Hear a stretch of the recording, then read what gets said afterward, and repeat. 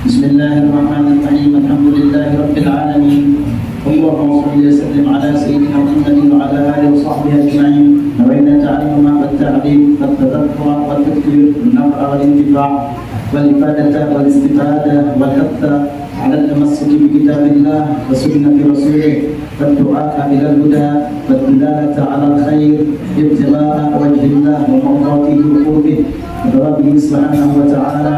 قال الشيخ المصنف رحمه الله تعالى ونفعنا به وبعلومه واسراره الدارين امين رضي الله عنهم. وهذا حكم الرضا بافعال الله على وجه الاجمال. واما على سبيل التفصيل فان الامور التي تخصك على قسمين،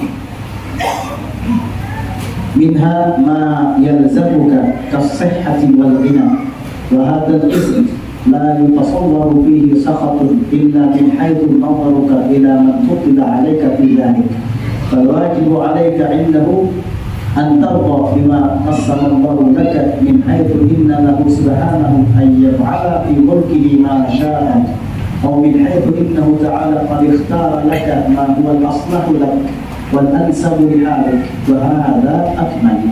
ومنها ما لا يلزمك كالمصائب والأمراض والفاقات، فحرام عليك أن تتبرم بشيء من ذلك أو تجزع عنده، والأكمل لك أن ترضى وتسلم. فإن لم تستطع فتصبر تحتسب. قال النبي صلى الله عليه وسلم: اعبد الله تعالى بالرضا، فإن لم تستطع ففي الصبر على ما تكره خير. Wahada hukum ridha bi af'alillahi ala wajhi ijmal. Dan ini keterangan yang kita bahas di pelajaran yang lalu, bahwasanya Allah Subhanahu wa taala itu adalah zat yang maha menentukan segalanya dengan seadil-adilnya dan sebijak-bijaknya. Wajib itu kita yakini. Ini adalah hukum ridha dengan perbuatan-perbuatan Allah taala ala wajhi ijmal, atas cara yang global atau secara garis besarnya.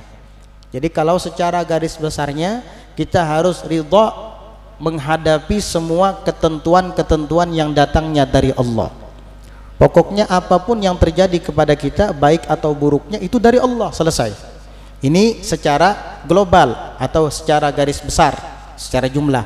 Wa amma ala sabili tafsil, dan adapun secara terperinci, fa innal umura, maka sesungguhnya segala urusan-urusan allati takhussuka, yang mengkhususkan kamu, ala qismain, terbagi menjadi dua. Jadi ada beberapa hal yang itu khusus terjadi kepada kita, dan itu ada dua macam.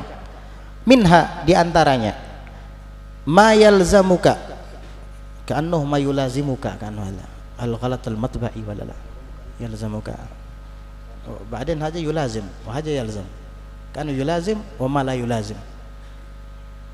Tidak tahu, mungkin ini salah cetak, yulazimuka atau yalzamuka.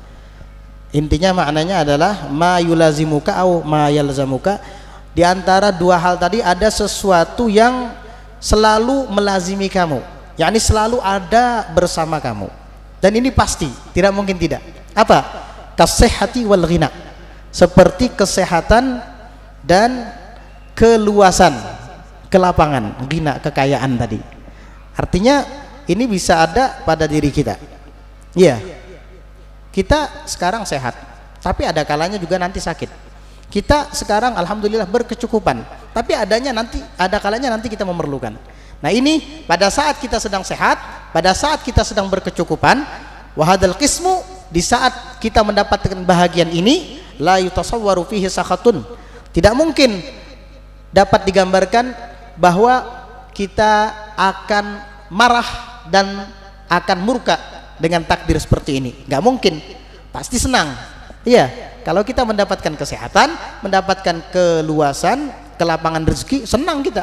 Tidak dapat dibayangkan bahwa orang yang memiliki kesehatan dan memiliki kekayaan, dia akan marah atau tidak terima. Nggak mungkin, pasti senang. Illa min haitsu nadharuka ila man fuddila 'alaika bidzalik, kecuali jika engkau sekiranya memandang kepada orang yang lebih diutamakan di atas kamu pada hal tersebut, pada hal yang demikian itu. Artinya kecuali kita memandang ke atas kepada orang yang lebih banyak lagi memiliki kekayaan dari kita. Nah, mungkin di situ akan terbayangkan di saat kita tidak menerima takdir.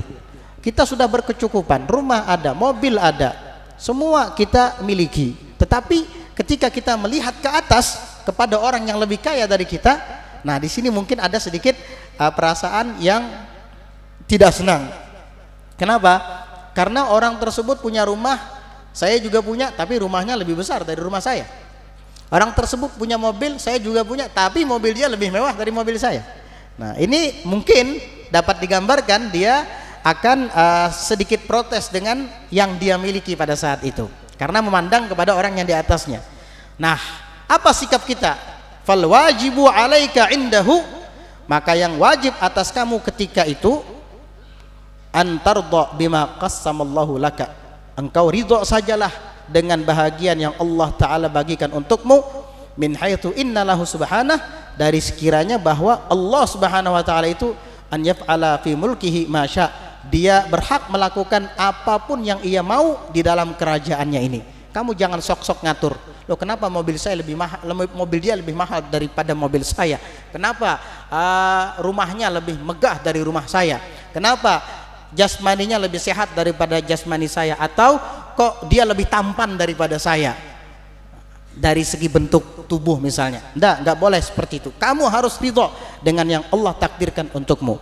Au min haitsu innahu ta'ala qad ikhtara laka ma huwal aslahu laka wal ansabu li halik wa hadha akmal. Atau kamu ridho dengan yang Allah bagikan untukmu, yang kamu bagian yang kamu miliki pada saat ini, dari segi kenapa? Karena Allah Subhanahu wa Ta'ala memilihkan untukmu yang terbaik bagimu dan yang paling sesuai untuk keadaan kamu. Wa hadza akmal, dan ini lebih sempurna lagi. Nah, ini kita punya kesehatan, kita punya kekayaan, kelapangan dalam harta, maka kita hadapi itu dengan ridho. Ridho pertama bisa dengan cara ini adalah yang sudah dikaruniakan oleh Allah, inilah yang sudah Allah berlakukan untuk saya, selesai. Atau lebih dari itu, lebih bagus lagi, artinya oh inilah yang terbaik bagi saya, inilah yang paling cocok untuk keadaan saya, ini lebih sempurna lagi dari yang pertama tadi. Kalau yang pertama tadi kan ya sudahlah, ini takdirnya Allah, masih ada sedikit menyimpan sesuatu di hati. Tapi kalau yang kedua, dah ini memang yang terbaik bagi saya, ini yang memang paling cocok untuk keadaan saya, ini lebih bagus lagi. Kenapa? Mungkin kalau saya dikayakan lagi, perasaan sombong akan hinggap di dalam hati saya. Mungkin nanti saya akan tambah lalai daripada Allah. Sudah, ini yang paling baik bagi saya, ini yang paling sempurna dan paling cocok bagi keadaan saya, ini lebih bagus lagi. Ada lagi, wa minha ma la yulazimuka kal masaibi wal amradi wal faqat. Ada sesuatu yang tidak lazim akan kamu, artinya itu bisa terjadi tapi di sebahagian waktu saja, tidak selalu menimpa kamu. Kita ini kan kebanyakan, makanya nikmat Allah itu lebih banyak daripada musibahnya. Dulu ada seorang tabi'in yang bernama Urwah bin Zubair. Beliau ini punya 4 orang anak. Suatu ketika salah seorang di antara anaknya meninggal dunia. Beliau sabar. Kemudian beliau ikut berperang dalam sebuah pertempuran. Maka beliau terjatuh dari kudanya, sehingga satu di antara 2 kakinya pun mengalami cedera, patah. Sehingga orang-orang banyak ke rumahnya dan bertakziah kepadanya. Ya Allah, wahai Urwah, sungguh banyak sekali musibah yang menimpamu. Anakmu meninggal dunia, gak lama kemudian kakimu patah.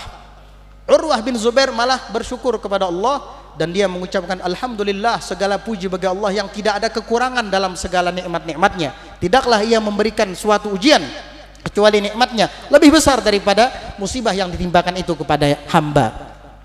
Maka orang-orang heran, loh apa yang kamu maksud wahai Urwah bin Zubair? Iya, kalian melihat saya mengalami banyak musibah, tapi kenikmatan Allah jauh lebih banyak. Kalian sadar nggak? Saya punya 4 orang anak, sementara yang meninggal dunia hanya 1. Masih ada 3 anak yang disisakan sama Allah. 1 toh yang diambil, masih ada 3. Dan saya memiliki 2 tangan dan 2 kaki, tetapi Allah hanya mengambil 1 saja di antara 4 anggota badan saya ini. Kaki yang satunya masih bisa berfungsi dan masih ada 2 tangan, yang kanan dan yang kiri. maka tidak ada celah bagi seorang hamba untuk tidak bersyukur terhadap nikmat-nikmat Allah Subhanahu wa taala. Jadi musibah itu sedikit dibandingkan nikmat. Dan apabila kita terkena masaib, musibah-musibah wal amrad, penyakit wal faqat dan kefakiran, faharamun alaika an tatabarrama bi syai'in min dzalik, maka haram atas kamu bahwa engkau tatabarram, yaitu merasa tidak betah daripada dengan sesuatu daripada itu, au tajzi'a indahu, atau mengeluh, berkeluh kesah indahu ketika menghadapinya. Gak boleh kamu tatabarram, yaitu bosan menghadapinya, tidak suka menghadapinya, atau berkeluh kesah menghadapinya. Gak boleh, haram. Terus apa yang harus dilakukan? Wal akmalu, dan yang paling sempurna laka bagi kamu, antarda wa tusallima, engkau ridho saja dan terima saja. Ini datangnya dari Allah, seperti Urwah bin Zubair tadi, nikmati saja. Fa illam tastati', jika engkau tidak sanggup, fal tasbir, maka bersabarlah, wa tahtasib, dan teruslah mengharapkan pahala dari Allah Subhanahu wa taala. Udah, saya bersabar dan saya mengharapkan pahala dari Allah. Qala an-nabiy sallallahu alaihi wasallam, Rasulullah sallallahu alaihi wasallam bersabda, u'budillaha ta'ala biridha, sembahlah Allah itu dengan ridha. Bukan hanya dengan salat, bukan hanya dengan puasa, bukan hanya dengan zakat dan zikir atau ibadah lainnya, tapi dengan ridha kamu juga beribadah. Kamu ridho dengan takdir-takdir yang Allah tentukan untukmu. Ridho, saya ditakdirkan seperti ini, alhamdulillah, saya ridho menerimanya ya Allah, saya ridho menerimanya. Sudah, itu adalah yang terbaik bagi kamu, dan itu ibadah itu. Fa illam tastati', maka jika kamu tidak bisa ridho menerima ketentuan dan takdir Allah, maksudnya hati kita tidak setulus itu menerimanya, tidak bisa betul-betul ikhlas. Fal tasbir, fa fis sabri ala ma takrahu khairun katsir, maka di dalam bersabar menghadapi sesuatu yang kamu tidak sukai, itu adalah khairun katsirun, terdapat kebaikan yang sangat banyak. Jadi kita menghadapi takdir dan ketentuan Allah ini dengan dua hal. Pertama dengan ridho dulu, kita ridho dengan takdirnya Allah. Kalau nggak bisa, sabar. Ini cara orang mukmin menghadapi ujian, penyakit, kefakiran dan musibah. Insya Allah Allah akan gantikan dengan yang lebih baik. Nah, itu adalah terjemahan daripada kitab Risalatul Muawanah, dan selanjutnya mungkin kita serahkan kepada Sayyid Al-Habib Ali bin Salim bin Hamid As-Saggab wa alaihi fadl.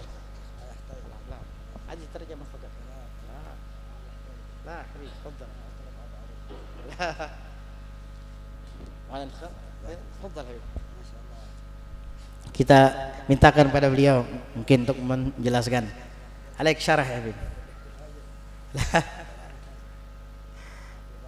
ممكن في وصايا كذا يعني لهم ولا بعض الإجازات هكذا يعني الوصايا رضا. يلا تفضل حبيبي. نعم خلي يعني السيد صادق يترجم كلمتكم. يقول امتثالا للأمر أخينا إبراهيم، يقول سيدنا الإمام الحداد: ألا يلا بنظرة من العين الرحيمة تداوي كل ما بي من أمراض سقيمة، وكن راضي وشاكر بما قدر، وكن راضي وشاكر، تكون فايز وظافر، ومن أهل السرائر، وتكون من أهل السرائر الذي يرضى ويشكر، يعني يرضى بقلبه بما كتب الله له، ويكون شاكرا لله الحمد لله، فهذا يكون كما قال الإمام الحداد يكون فايز وظافر ومن أهل السرائر. ثلاث أشياء: فايز وظافر ومن أهل السرائر. Jadi yang berkenaan dengan ridha dan sabar serta syukur tadi, seperti yang dijelaskan dalam kitab, Al-Habib Abdullah bin Ali Al-Haddad pernah mengatakan dalam bait syairnya, ala yallah binadhrah minal ainir rahimah tudawi kullama bi min amradin sagimah. Ya Allah, berikan kepada kami pandangan khusus darimu, sehingga pandangan itu akan mengobati segala penyakit-penyakit yang ada di dalam hati kami. Dan Imam Haddad melanjutkan nasihatnya di dalam bait syair tadi, jadilah engkau orang yang ridha, sabar dan bersyukur terhadap ketentuan yang Allah Subhanahu wa taala tentukan untukmu, takdirkan untukmu. Dengan demikian kamu akan mendapatkan tiga hal. Pertama, kamu akan menjadi faiz, orang yang sukses. Yang kedua, kamu akan menjadi dhafir, orang yang beruntung. Dan yang ketiga, kamu akan termasuk min ahli sarair, orang-orang yang ahli rahasia ketuhanan, yakni walinya Allah Subhanahu wa taala. Dengan bersabar, ridha dan bersyukur. شاء الله. كذلك الإمام الحداد صاحب الكتاب وصاحب القصيدة هذه تقرؤون في راتب أذكار المساء، أذكار المساء: بسم الله والحمد لله والخير والشر بمشيئة الله. المؤمن يقول ما أصيب من خير فرح سرور زيادة مال مولود، الله سبحانه وتعالى رزقه بيتا أو سيارة أو أرضا أو عملا، خير هذا تمام، هذا من الله. بسم الله والحمد لله والخير، أي خير من الله. المؤمن يقول هذا من الله. والشر ما أصيب من شر كما ذكر المصائب والأمراض والأسقام والابتلاءات والامتحانات، لا قدر الله أصيب بمرض أو حريق أو حادث أو موت، فيقول هذا من الله، الحمد لله الحمد لله، كل شيء الحمد لله. لا يضجر بقلبه، قد يتفاعل الإنسان بجسده يضجر هكذا، لكن قلبه يقول الحمد لله الحمد لله الحمد لله. Al-Habib Abdul Al-Haddad ini beliau mengarang zikir-zikir yang biasa dibaca pagi dan sore, petang, juga ratib. Nah, di antara karya beliau yang beliau kumpulkan dalam bentuk ratib tersebut, di situ ada kalimat Bismillah walhamdulillah wal khair wasyarr bimasyiatillah di dalam Ratibul Haddad. Bismillah walhamdulillah, dengan nama Allah dan segala puji bagi Allah, al khair wasyarr, kebaikan dan keburukan, bimasyiatillah, semua itu adalah kehendak Allah Subhanahu wa taala. Kebaikan yang kita peroleh, dapat harta yang banyak, dapat anak yang baru lagi, dikaruniakan momongan yang baru lagi, kemudian dapat memiliki rumah megah, mobil yang mewah, itu semua adalah kebaikan dan itu adalah kehendak Allah Subhanahu wa taala. Maka kita bersyukur ketika mendapatkan itu. Jangan sombong. Kemudian yang kedua, wasyarr bimasyiatillah, dan keburukan itu juga atas dasar kehendak Allah. Misalkan naudzubillah, mudah-mudahan Allah kita lindungi, mendapatkan musibah misalnya seperti kebakaran atau mungkin kecelakaan di jalanan dan musibah-musibah lainnya, itu semua pun datangnya daripada Allah Subhanahu wa taala, maka kita tidak boleh berkeluh kesah dalam menghadapinya, melainkan kita terus bersabar. Walaupun kadang hati kita gundah, kita tetap ucapkan alhamdulillah alhamdulillah alhamdulillah terus begitu, sehingga hati ini nanti akan merasa tenang dengan zikir-zikir tadi. Dilawan begitu. إذا قال المؤمن الحمد لله على كل حال إن لله وإنا إليه راجعون أو لا حول ولا قوة إلا بالله العلي العظيم، أبدل الله تلك المصيبة وذلك الحال إلى حال أفضل من هذا الحال. Nah, apabila orang mukmin tadi ketika ditimpakan musibah kepadanya, dia tidak mengeluh, justru dia memuji Allah. Dia ucapkan alhamdulillah, inna lillahi wa inna ilaihi raji'un, kami ini milik Allah dan akan kembali kepada Allah. Kemudian dia ucapkan la haula wala quwata illa billah, tidak ada daya dan tidak ada kekuatan melainkan dengan pertolongan Allah. Jika dia terus mengembalikan segala masalah dan musibah yang menimpanya itu kepada Allah Subhanahu wa taala, maka kelak Allah akan gantikan sebagai ganti musibah yang ditimpakan kepadanya itu dengan keadaan yang lebih baik lagi untuk dirinya. نختم الكلمة هذه بقصة ذكرها أهل الحديث وأهل السير، وهي قصة أم حارثة. Saya tutup wasiat ini dengan sebuah kisah yang diriwayatkan di dalam hadis dan disebutkan oleh para ulama ahli sirah tentang seorang wanita yang bernama Ummul Harithah. هذه المرأة عندها ابن يسمى حارثة. Perempuan ini punya anak namanya Harithah, makanya dikatakan Ummul Harithah, ibunya Harithah. ذهب مع رسول الله صلى الله عليه وسلم في غزوة من الغزوات يقاتل في سبيل الله. Anak beliau yang bernama Harithah ini ikut pergi bersama Nabi sallallahu alaihi wasallam berperang di jalan Allah. فلما وصل الخبر إلى أمه أن ابنها قد قتل. Ketika berita kematian anaknya di dalam peperangan itu sampai ke telinga ibunya, bahwasanya putramu baru saja terbunuh dalam medan perang. فلما وصل الخبر إلى أمه فرحت وقالت الحمد لله. Ketika berita wafatnya si anak tersebut sampai ke telinga ibunya, beliau bukan malah bersedih, malah mengucapkan alhamdulillah. وجاءت إلى رسول الله صلى الله عليه وسلم. Si ibu ini pun datang kepada Rasulullah sallallahu alaihi wasallam. وقالت يا رسول الله أن ابني حارثة قد قتل وإني تركت الدنيا عندي استوى حجرها ومدرها وذهبها سواء. Maka si ibu itu pun kemudian mendatangi Rasulullah sallallahu alaihi wasallam dan mengatakan, "Ya Rasulullah, telah sampai berita duka ke telingaku bahwasanya putra saya yang bernama Harithah terbunuh di medan perang. Dan ketahuilah wahai Rasulullah, saya tidak bersedih karena di mata saya dunia ini sama, tidak ada bedanya. Di mata saya emas, batu dan tanah itu sama, nggak ada bedanya." وقالت يا رسول الله أعلم أنك يوم القيامة تكون مع النبيين والصديقين والشهداء والصالحين فأين مكانة ابني حارثة عندكم؟ Ya Rasulullah, nanti apabila hari kiamat sudah tiba, tempat tinggalmu akan dikumpulkan bersama para nabi-nabi, para siddiqin dan para solihin. Nah, saya mau tanya, bagaimana nanti posisi dan tempat tinggal anak saya di akhirat ya Rasulullah? قال لها يا أم حارثة إن ابنك حارثة قد أصاب الفردوس الأعلى وإنها ليس جنة واحدة وإنما هي جنان. ففرحت وبكت وقالت يا رسول الله إني فرحت بذلك.